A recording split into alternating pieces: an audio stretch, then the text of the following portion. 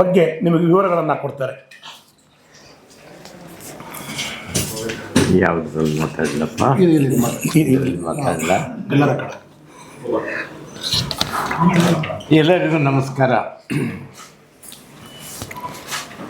ಸಂಕ್ರಾಂತಿ ಹಬ್ಬದ ಇನ್ನೂ ವಾತಾವರಣದಲ್ಲಿ ನಾವೆಲ್ಲ ಇರೋದರಿಂದ ಸ್ವಲ್ಪ ತಡವಾದ್ರೂ ತಮಗೆಲ್ಲ ನಾನು ಸಂಕ್ರಾಂತಿ ಹಬ್ಬದ ಶುಭಾಶಯಗಳನ್ನು ಕೂಡ ಹೇಳುವ ಅವಕಾಶವನ್ನು, ಸಂತೋಷವನ್ನು ಬಳಸ್ಕೊಳ್ತಾ ಇದ್ದೀನಿ. ಶುಭಾಶಯಗಳು. ಒಂದು ಮಹತ್ವದ ಕಾರ್ಯದಲ್ಲಿ ನಾವೆಲ್ಲ ತೊಡಗಿದ್ದು ಕರ್ನಾಟಕದ ಸರ್ವಾಂಗೀಣ ಪ್ರಗತಿಗೆ ತನ್ನ ಬದುಕಿನ ಬಹಳ ಮಹತ್ವದ ವರ್ಷಗಳನ್ನು, ದಿನಗಳನ್ನು, ಆಯಸ್ಸನ್ನು ಧಾರೆ ಎರೆದಂತಹ ಒಬ್ಬ ವ್ಯಕ್ತಿಯನ್ನು, ಒಬ್ಬ ಶಕ್ತಿಯನ್ನು ಗೌರವಿಸುವ ದೃಷ್ಟಿಯಿಂದ ನಾವು ಒಂದು ಸಮಾಲೋಚನೆ ಮಾಡಿ ಕಡೆಗೆ ಸಾರಾ ಗೋವಿಂದ ಅವರು ಕೇವಲ ಒಂದು ಕ್ಷೇತ್ರಕ್ಕೆ ಮಾತ್ರ ತಮ್ಮ ಶಕ್ತಿಯನ್ನು ವಿನಿಯೋಗಿಸಿದಂಥವರಲ್ಲ. ಅವರು ಬಹುಶ್ರುತರಾಗಿದ್ದು ಬಹು ಶಾಖೆಗಳಲ್ಲಿ, ಜ್ಞಾನ ಶಾಖೆಗಳಲ್ಲಿ, ಬದುಕಿನ ವಿಭಾಗಗಳಲ್ಲಿ ತಮ್ಮ ಮೊಹರನ್ನು, ತಮ್ಮ ಠಸೆಯನ್ನು ಮೂಡಿಸಿದಂಥವರು. ತಮಗಿದ್ದಂತಹ ಶಕ್ತಿಯನ್ನು, ತನಗೆ ದೊರೆತಂತಹ ಸ್ನೇಹ ಬಳಗವನ್ನು, ಕರ್ನಾಟಕದ ನಾನಾ ಮಾಧ್ಯಮಗಳನ್ನು, ವಿಶೇಷವಾಗಿ ಚಲನಚಿತ್ರ ಮಾಧ್ಯಮವನ್ನು ಬಳಸಿಕೊಂಡು ಅವರು ಈ ನಾಡು ನುಡಿಗಳ ಸರ್ವಾಂಗೀಣ ಪ್ರಗತಿಗೆ ಮಾಡಿರ್ತಕ್ಕಂಥ ಕೆಲಸ, ಅದರ ರೂಪ, ಅದರ ಸ್ವರೂಪ, ಅದರ ಅನನ್ಯತೆ, ಅದರ ಮಹತ್ವ ಏನು ಅನ್ನುವುದನ್ನು ಈ ನಾಡಿಗೆ ಮನಗಾಣಿಸಬೇಕು ಅಂತಕ್ಕಂಥ ಒಂದು ಉದ್ದೇಶದಿಂದ ನಾವೆಲ್ಲ ತೊಡಗಿದ್ದೇವೆ. ಈ ಕಾರ್ಯದಲ್ಲಿ ನಮಗೆ ಕಾರ್ಯದರ್ಶಿಯಾಗಿದ್ದುಕೊಂಡು ಜನಶಕ್ತಿ ಎನ್ನುವ ಒಂದು ಸಂಸ್ಥೆಯನ್ನು ಸ್ಥಾಪಿಸಿಕೊಂಡು ಅನೇಕ ಸ್ನೇಹಿತರ ಸಹಕಾರದಿಂದ ನಿರಂತರವಾಗಿ ಕನ್ನಡ ಪರವಾದ, ನಾಡು ನುಡಿಗಳ ಪರವಾದಂತಹ, ಜನಪರವಾದ, ಜನಮುಖಿಯಾದ, ಸಮಾಜಮುಖಿಯಾದಂತಹ ಕಾರ್ಯಕ್ರಮಗಳಲ್ಲಿ ತಮ್ಮನ್ನು ತೊಡಗಿಸಿದಂತಹ ಸಿ ಕೆ ರಾಮೇಗೌಡರು ನಮ್ಮ ಜೊತೆಯಲ್ಲಿದ್ದಾರೆ. ಇತರ ಸ್ನೇಹಿತರೆಲ್ಲ ಇದರದ್ದು ಇದ್ದಾರೆ. ಅವರೆಲ್ಲರ ಪರವಾಗಿ ಕೆಲವು ಸಂಗತಿಗಳನ್ನು ತಮ್ಮ ಗಮನಕ್ಕೆ ತರೋದಕ್ಕೆ ಈ ವಿಶೇಷವಾದಂತಹ ಮಾಧ್ಯಮ ಗೋಷ್ಠಿಯನ್ನು ನಾವು ಕರೆದಿದ್ದೇವೆ. ನಮ್ಮ ವಿನಂತಿಯನ್ನು ಮನ್ನಿಸಿ, ಗೌರವಿಸಿ ತಾವೆಲ್ಲ ಬಂದಿದ್ದೀರಿ. ತುಂಬ ಸಂತೋಷ, ಕೃತಜ್ಞತೆಗಳು. ಗೋವಿಂದ ಅವರು ನಮಗೆ ಬಹಳ ಪರಿಚಯ ಇರ್ತಕ್ಕಂಥದ್ದು ಅಂದರೆ, ಆ ಹೆಸರಿನ ತಕ್ಷಣ ಚಲನಚಿತ್ರ ವಾಣಿಜ್ಯ ಮಂಡಳಿಯ ಅಧ್ಯಕ್ಷ ಆಗಿದ್ದಂಥವರು, ಅನೇಕ ನಟನಟಿಯರಿಗೆ ಆಸರಿಯಾಗಿ, ಆಶ್ರಯವಾಗಿದ್ದು ಪ್ರೋತ್ಸಾಹವನ್ನು ಕೊಟ್ಟಂಥವರು, ಚಿತ್ರ ಕ್ಷೇತ್ರವನ್ನು ನಾಡಿನ ಉದ್ದಗಲಗಳಲ್ಲಿ ಪಸರಿಸೋದಕ್ಕೆ ಒಳ್ಳೆಯ ವಾತಾವರಣವನ್ನು, ಭೂಮಿಕೆಯನ್ನು ನಿರ್ಮಿಸಿದವರು. ಇದನ್ನೇ ನಾವು ವಿಶೇಷವಾಗಿ ಗಮನಿಸ್ತೇವೆ. ಆದರೆ ಅವರ ಸೇವೆಯ ಹಲವು ಮುಖಗಳಲ್ಲಿ ಒಂದೆರಡು ಮುಖಗಳಿಗೆ ಆದ್ಯತೆಯನ್ನು ಕೊಟ್ಟು, ವಿಶೇಷವಾಗಿ ಸಾಂಸ್ಕೃತಿಕವಾಗಿ ಯಾಕೆ ನಮಗೆ ಸಾರಾ ಗೋವಿಂದ ಮುಖ್ಯ, ಅವರಿಗೆ ಯಾಕೆ ಇಂತಹ ದೊಡ್ಡ ಪ್ರಮಾಣದ ಅಭಿನಂದನೆ ಗ್ರಂಥವನ್ನು ತಂದು ಒಂದು ಅಭಿನಂದನೆ ಸಮಾರಂಭವನ್ನು ಮಾಡಿ ನಾಡಿನ ಮುಖ್ಯಮಂತ್ರಿ, ಉಪಮುಖ್ಯಮಂತ್ರಿಗಳು ಮೊದಲಾಗಿ ಸಚಿವರನ್ನು, ಸಾಹಿತಿಗಳನ್ನು, ಕಲಾವಿದರನ್ನು ಒಗ್ಗೂಡಿಸ್ಕೊಂಡಿದ್ದೇವೆ ಅನ್ನೋದು ನಾವು ಯೋಚನೆ ಮಾಡಬೇಕಾದಂತಹ ಸಂಗತಿ. ಅದನ್ನು ಕುರಿತು ಒಂದೆರಡು ವಿಚಾರಗಳನ್ನು ತಮ್ಮ ಗಮನಕ್ಕೆ ಬಹಳ ಸಂಗ್ರಹದಲ್ಲಿ ತರ್ತೀನಿ. ಏಕೆಂದರೆ ನಾವು ಹೇಳಬೇಕಾದ ಮಾತುಗಳೇನು, ಯಾವ ಉದ್ದೇಶದಿಂದ ಇದನ್ನು ಮಾಡ್ತಾ ಇದ್ದೇವೆ ಅನ್ನೋದನ್ನು ತಿಳಿಸುವ ಕರೆಯೋಲೆಯನ್ನು ತಮ್ಮ ಕೈಗೆ ಈಗಾಗಲೇ ತಲುಪಿಸಿದ್ದೇವೆ. ಗೋವಿಂದ ಅವರು 40 ವರ್ಷದ ಹಿಂದೆ ವಿಶೇಷವಾಗಿ ಕರ್ನಾಟಕದ ಉದ್ದಗಲಗಳಲ್ಲಿ ಒಂದು ಸಂಚಲನವನ್ನು ಉಂಟು ಮಾಡಿದಂಥದ್ದು ಅಂತಂದರೆ ಅದು ಗೋಕಾಕ್ ಚಳುವಳಿ. ಅಂಥ ಚಳುವಳಿ ಅದುವರೆಗೆ ಆ ಆಯಾಮದಲ್ಲಿ ನಡೆದಿರಲಿಲ್ಲ. ಆ ಚಳುವಳಿಗೆ ಉತ್ತರ ಕರ್ನಾಟಕದಲ್ಲಿ, ಧಾರವಾಡದಲ್ಲಿ, ಈ ಕಡೆ ಬೆಂಗಳೂರಿನಲ್ಲಿ ಸೆಂಟ್ರಲ್ ಕಾಲೇಜ್ ಅಥವಾ ಅಲ್ಲೆಲ್ಲ ಕುಳಿತುಕೊಂಡು ಕೆಲವರು ಸಾಹಿತಿಗಳು, ಕಲಾವಿದರು ಒಂದು ಸಣ್ಣ ಪ್ರಮಾಣದಲ್ಲಿ ಪ್ರಾರಂಭಿಸಿ ಅದು ದೊಡ್ಡ ಪ್ರಮಾಣಕ್ಕೆ ತನ್ನನ್ನು ತೆಗೆದುಕೊಳ್ತಾ ಇದ್ದಂಥ ಸಂದರ್ಭದಲ್ಲಿ ಅದಕ್ಕೆ ಭಾಳ ವ್ಯಾಪಕವಾದಂತಹ ಸ್ವರೂಪವನ್ನು ಕೊಡುವ ದಿಕ್ಕಿನಲ್ಲಿ ಗೋವಿಂದು ಮಾಡಿದಂತಹ ಕೆಲಸ ಬಹಳ ಪ್ರಮುಖವಾದದ್ದು.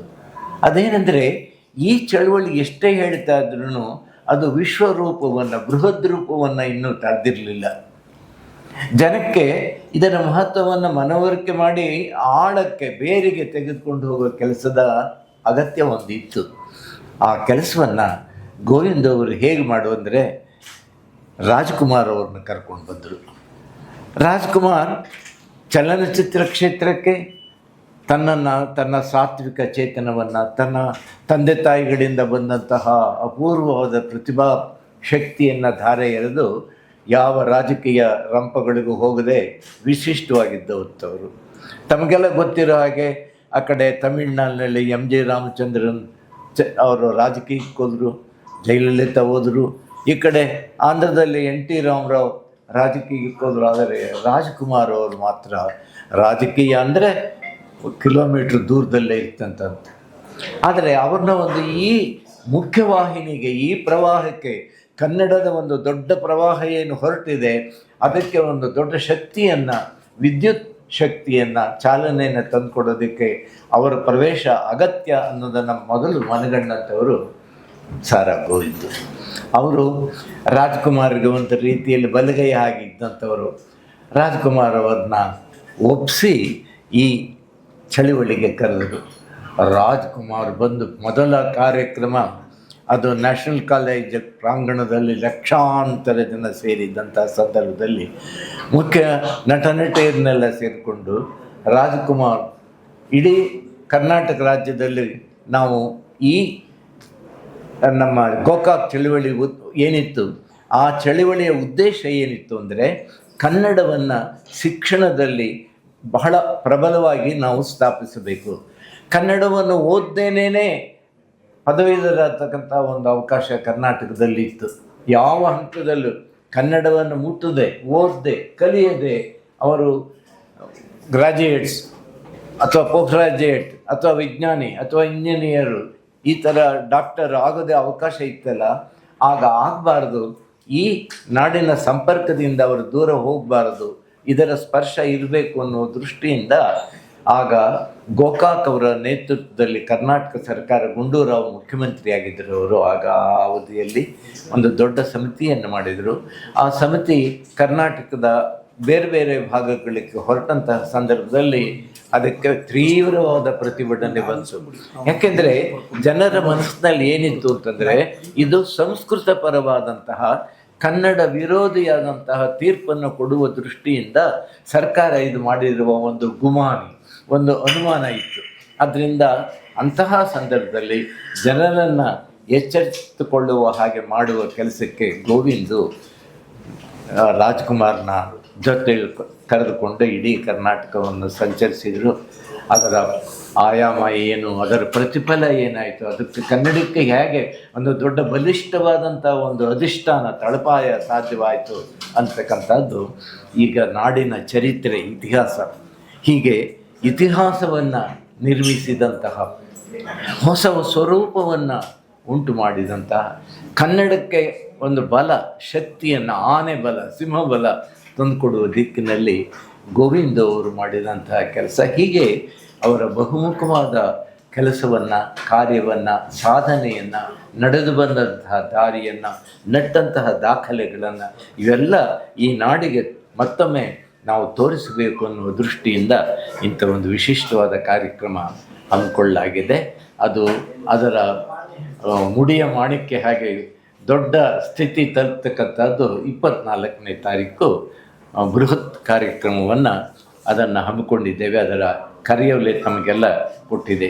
ಹೀಗೆ ಹೋರಾಟಗಾರರಾಗಿ ಕಲಾವಿದರನ್ನು ಒಗ್ಗೂಡಿಸಿ, ಸಾಹಿತಿಗಳನ್ನು ಒಗ್ಗೂಡಿಸಿ, ಸಾಂಸ್ಕೃತಿಕ ಚೇತನಕ್ಕೆ ಒಂದು ರೀತಿಯ ಅಮೃತ ಸ್ಪರ್ಶವನ್ನು ಕೊಟ್ಟಂಥ ಸಾರಾ ಗೋವಿಂದ್ ಅವರ ಅಭಿನಂದನಾ ಸಮಾರಂಭ 24ನೇ ತಾರೀಕು ಬೆಂಗಳೂರಿನಲ್ಲಿ ಬೃಹತ್ ಪ್ರಮಾಣದಲ್ಲಿ ಅದು ನಡೆಯುತ್ತೆ.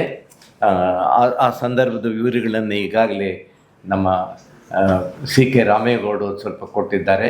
ನಾನು ಇನ್ನೊಮ್ಮೆ 1-2-3 ವಾಕ್ಯಗಳನ್ನು ಅದಕ್ಕೆ ಸಂಬಂಧಪಟ್ಟಾಗಿ ಓದೋದಕ್ಕೆ ಪ್ರಯತ್ನ ಮಾಡ್ತೀನಿ.